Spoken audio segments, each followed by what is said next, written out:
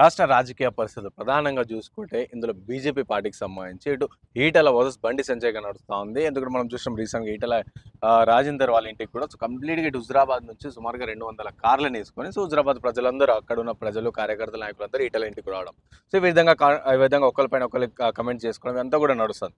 ఇంకో వైపు చూసుకుంటే ఇటు బీసీలకు సంబంధించి 42% రిజర్వేషన్ ఎలాగైనా 42% రిజర్వేషన్ ఎలాగైనా ఇస్తామని చెప్పి కాంగ్రెస్ పార్టీ చెప్పి దానికి సంబంధించి కూడా కసరత్తు చేస్తూ ఉంటే సో అదంతా కూడా ఇటు తెలంగాణ జాగృతి చేసిన మేలు తెలంగాణ జాగృతి చేసిన కొట్లాడడం వల్లనే ఇదంతా కూడా కాంగ్రెస్ పార్టీ దిగి వచ్చిందని చెప్పేసి కవిత ప్రచారం కూడా చేసుకుంటున్న పరిస్థితి, అలాగే దానికి సంబంధించి సంబరాలు కూడా చేసుకున్న పరిస్థితి.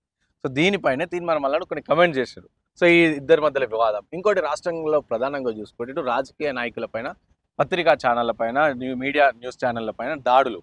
సో మాట్లాడదాం వీటన్నిటిపై అసలు ఏం జరుగుతుంది అని చెప్పేసి ఒకసారి మాట్లాడించే ప్రయత్నం చేద్దాం. మనతో పాటు మాట్లాడడానికి ఓయూ శంకర్ అని ఉన్నారు. అన్న నమస్తేనా. నమస్తేనే. చెప్పండి అన్న, ఫస్ట్గా ఇటు బీజేపీ పార్టీ విషయానికి వస్తే గతంలో కూడా మనం మాట్లాడుతున్నాం, ఇప్పుడు మళ్ళీ కొత్తగా ఇటు బండి సంజయ్ వర్సెస్ ఈటలగా నడుస్తూ ఉంది. సో వాళ్ళిద్దరి మధ్యలో ఇట్లా అంటే ఒక ఏమంటారు దాన్ని ఒకళ్ళొకళ్ళు అంటే ఒకళ్ళొకళ్ళు అని చెప్పేసి ఇట్లా కమెంట్ చేసుకుంటున్నారు, మాట్లాడుతున్నారు. అక్కడ ఒక వర్గ పోరు నడుస్తుంది అని చెప్పేసి ప్రధానంగా వినిపిస్తున్నమాట. సో ఏం చెప్తారన్న ఇవి దీని గురించి మాట్లాడాల్సి వస్తుందన్న? రాష్ట్రంలో ఉంటే మాట్లాడదాం.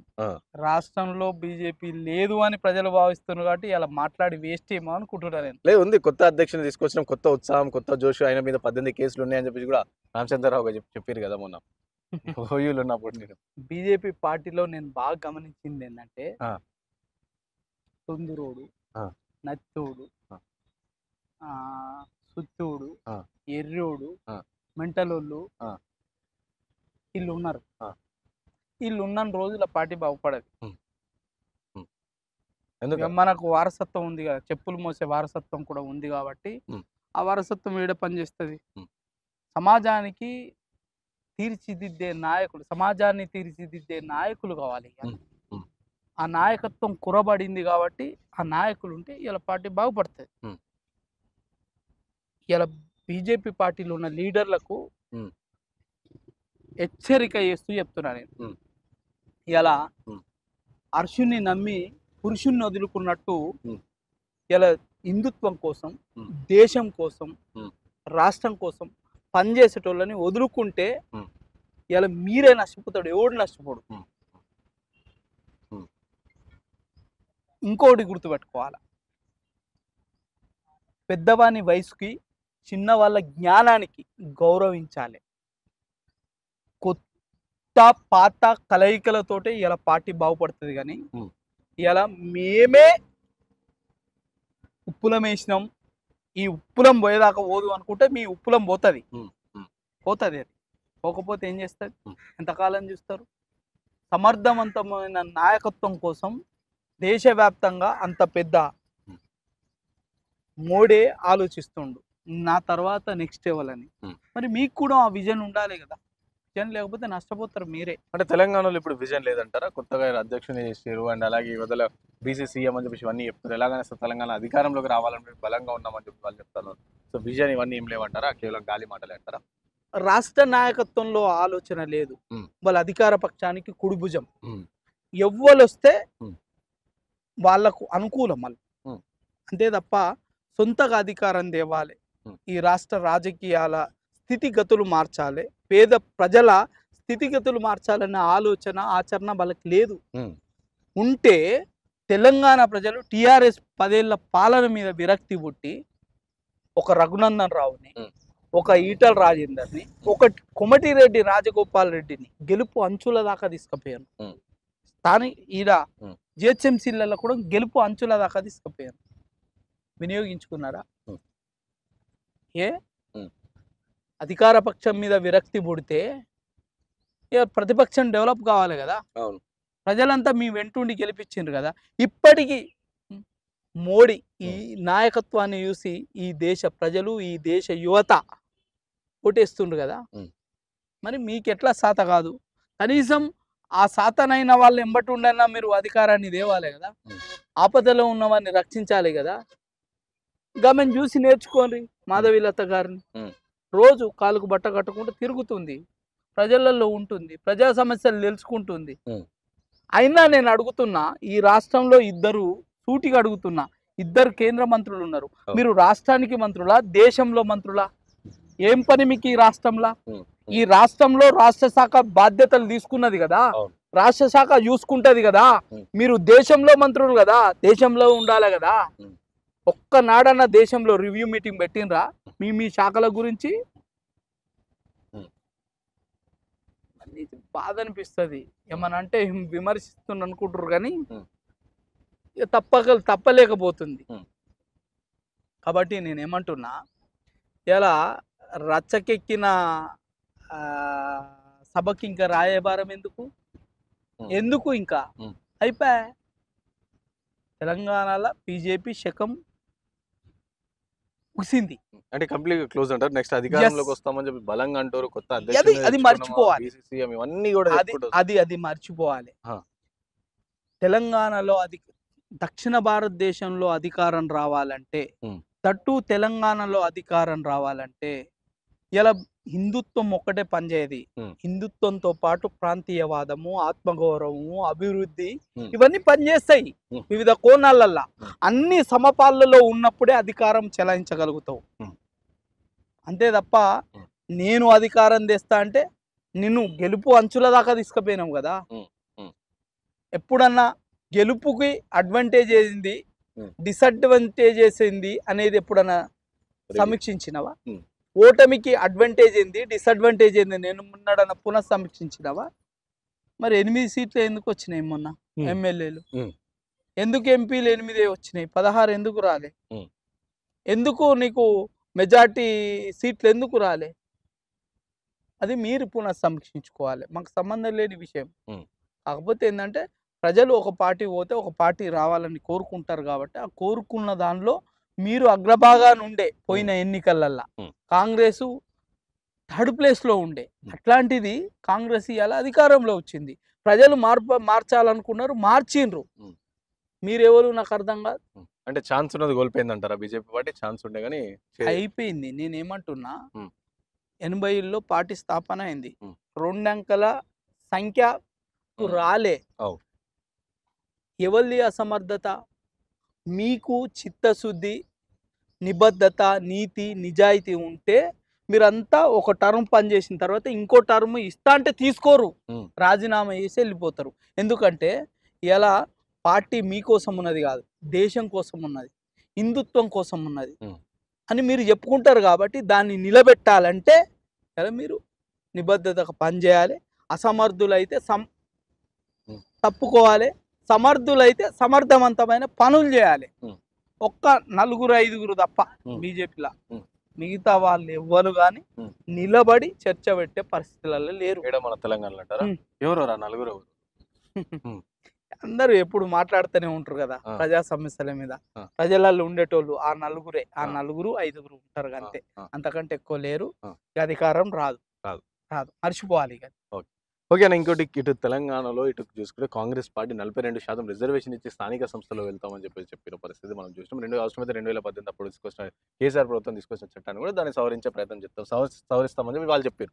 ఈ నేపథ్యంలో దీనేమో తెలంగాణ జాగృతి మేమే బీసీల గురించి కొట్లాడినాం కాబట్టి ఈరోజు కాంగ్రెస్ పార్టీ దిగి వచ్చిందని వాళ్ళ జాగృతి వాళ్ళు సెలబ్రేషన్ చేసుకుంటామంటే తీర్మానం వల్ల కొన్ని కమెంట్స్ చేసి ఈ విధంగా కంప్లీట్గా వివాదాస్పదంగా మారింది ఇప్పుడు రిజర్వేషన్ సంబంధించి. సో ఏమంటారని ఈ వివాదాన్ని వాళ్ళిద్దరి మధ్యలో జరిగింది అంటే మన సామెత, తెలంగాణ సామెత, ఒక సామెత చెప్తా నేను. సాముల వరకు ఏమిల నమ్మకు ఏతులు మెండంట, సాముల వరకు జడలు మెండంట. అట్లున్నది కథ, జాగృతి పరిస్థితి. ఇలా కాంగ్రెస్ పార్టీ మేనిఫెస్టో ఎప్పుడైనా చూసినావా? చూడకపోతే చూడు. ఇలా నేను ఆడబిడ్డ అంటారు కదా, మా కవితకే చెప్తున్నా నేను, నువ్వు కాంగ్రెస్ పార్టీ మేనిఫెస్టో తీసుకో. అదొక మోసపు హామీని తీసుకొచ్చి పెట్టింది. దానికి నువ్వు చట్టబద్ధత చేయాలనుకుంటున్నావు. అది చెల్లది, నెరవేరది అంటున్నా నేను. ఒకవేళ కాంగ్రెస్ ఇలా న్యూస్లో చూస్తున్నా పార్లమెంట్కి పంపి 9th షెడ్యూల్లో పెట్టమన్నది. 9th షెడ్యూల్లో పెట్టమంటే కుదురది, చాలా జడ్జిమెంట్లు ఉన్నాయి, కిందికి తిప్పి పంపింది. తిప్పి పప్పితే ఆర్డినెన్స్ నాటకం ఆడుతుండని వీళ్ళ నమస్తే గుమస్తా తెలంగాణ పేపరే చెప్పింది. ఇక మళ్ళీ నీ క్రెడిబిలిటీ ఎక్కడిది? నీ క్రెడిబిలిటీ ఎక్కడిదా అన్న? సారా క్రెడిబిలిటీ ఏందో చూసుకో. ఆ సారా లిక్కర్ల లేబుల్ ఉన్నది కదా, ఆ లేబుల్ టెండర్లు ఏందో ఏమైనా దక్కుతాయేమో చూసుకో. గతంలో దక్కించుకున్నామేమో ఇప్పుడు దక్కుతాయేమో చూసుకో, ఉమ్. అంతే తప్ప తెలంగాణ ప్రజలు నిన్ను అందలం ఎక్కించే పరిస్థితి లేదు, మర్చిపో.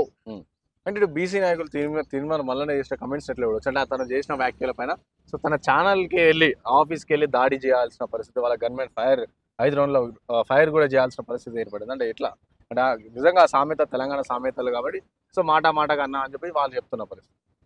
సరే అనొచ్చు, కానీ ఆడబిడ్డల పట్ల అనకూడదు అని సమాజం చెప్తుంది. కానీ ఈ భాష యాస అంతా నేర్పించింది కేసీఆరే. ఈ క్రెడిబిలిటీ అంతా కేసీఆర్కి వస్తుంది కాబట్టి దాని గురించి పెద్ద చర్చించాల్సిన అవసరం లేదు. ఓకే. సో ఇంకోటి తెలంగాణలో సంబంధించి మొన్న రీసెంట్గా రాజగోపాల్ రెడ్డి ఒక ట్విట్టర్లో ట్వీట్ చేసిరు. సో ప్రధానంగా చూస్తే ఎక్స్లో ట్వీట్ చేసి ప్రధానంగా చూసుకుని రేవంత్ రెడ్డి పదే తెలంగాణ రాసి పెట్టుకుని తెలంగాణకి మరో 10 ఏళ్ళు నేనే ముఖ్యమంత్రిగా ఉంటా అని చెప్పి తను చెప్తున్న నేపథ్యంలో ఇది కాంగ్రెస్ పార్టీ ఇంటి పార్టీ కాదు, రాష్ట్ర పార్టీ కాదు, దేశ పార్టీ. సో అట్లా పదే అట్లా అనడం కరెక్ట్ కాదు అని చెప్పి ఈ విధంగా కొంచెం కమెంట్ చేసిన పరిస్థితి. ఎట్లా కూడా కమెంట్ ఎట్లా చూస్తామేంది, కాంగ్రెస్ లో ప్రజాస్వామ్యం ఎక్కువ, కాంగ్రెస్ లో పనితన ఎవరు పని చేస్తే వాళ్ళకు పట్టం కట్టే ప్రయారిటీ ఎక్కువ ఉంటుంది. కాబట్టి ఇక పదే ఆయన ఆలోచన అట్లా ఉన్నది కావచ్చు. ఆ ఆలోచనకు ఆచరణ ఉంటే ఇంకో అవకాశం ఇస్తారేమో, కానీ ఆలోచన లేకపోతే ఇయ్యరు కదా, ఇంకో ఆల్టర్నేటివ్ ఉంటారు సమర్థులైన నాయకులు. అందులో కూడా ఇంకొంతమంది పుట్టుకతోటే కాంగ్రెస్లో ఉన్నోళ్ళు, కాంగ్రెస్ తోటి వచ్చిన వాళ్ళు. సో కాబట్టి వాళ్ళందరూ ఉన్నారు, అట్లని మనం అనుకోకూడదు. అది ప్రజలు నిర్ణయిస్తారు, ప్రజాభిప్రాయం అది. అంటే రాజగోపాల్ రెడ్డి చేసిన ట్వీట్ కి సంబంధించి మీరు సమర్థిస్తారా అంటే కరెక్ట్ చేసిరని చెప్పేసి అంటారా? ఇక దానిలో స్వాతంత్ర్యం కాబట్టి ఆయన మాట్లాడింది కరెక్టే, వీళ్ళు అన్నది కరెక్టే. ఎవరి కాళ్ళే కాంగ్రెస్ పార్టీలో ఎవరి కాళ్ళే నేనే రాజు నేనే మంత్రి కాంగ్రెస్ పార్టీలో అంతే. రైట్. సో ఫైనల్గా చెప్పండి, రాష్ట్రంలో చూసుకుంటే రీసెంట్గా దాడులు జరుగుతున్నాయి ఇటు మీడియా ఛానళ్ళ పైన, పత్రికా సంస్థల పైన, అలాగే రాజకీయ నాయకుల పైన కూడా. సో అంటే ఏడవరు దాడా నేను రీసెంట్ చూసుకున్నాం మనం ఎమ్మెల్యే శ్రీ గణేష్ వారిపైన కూడా దాడి యత్నం చేసి, అంటే ఈ విధంగా కంప్లీట్ కూడా దాడులు ఏమైనా ఛానళ్ళు తప్పుగా వార్తలు ప్రచురిస్తే వాళ్ళపైన దాడులు చేయవచ్చు, రాజకీయ నాయకులు ఏమైనా అవి ఇట్లా కమెంట్స్ ఇస్తే వాళ్ళపైన దాడులు, ఇవన్నీ దాడి సంస్కృతి గురించి ఏం చెప్తారు? ఇలా టిఆర్ఎస్ పార్టీ ప్రతిపక్షంలో ఉంది, అధికార పక్షంలో కాంగ్రెస్ ఉంది. మరి అధికార పక్షంలో కాంగ్రెస్ ఉన్నప్పటికీ ప్రజల ప్రభుత్వ సంస్థల ప్రైవేటు సంస్థల రక్షణ ప్రభుత్వం అనేది ప్రభుత్వం చూసుకోవాలి అది.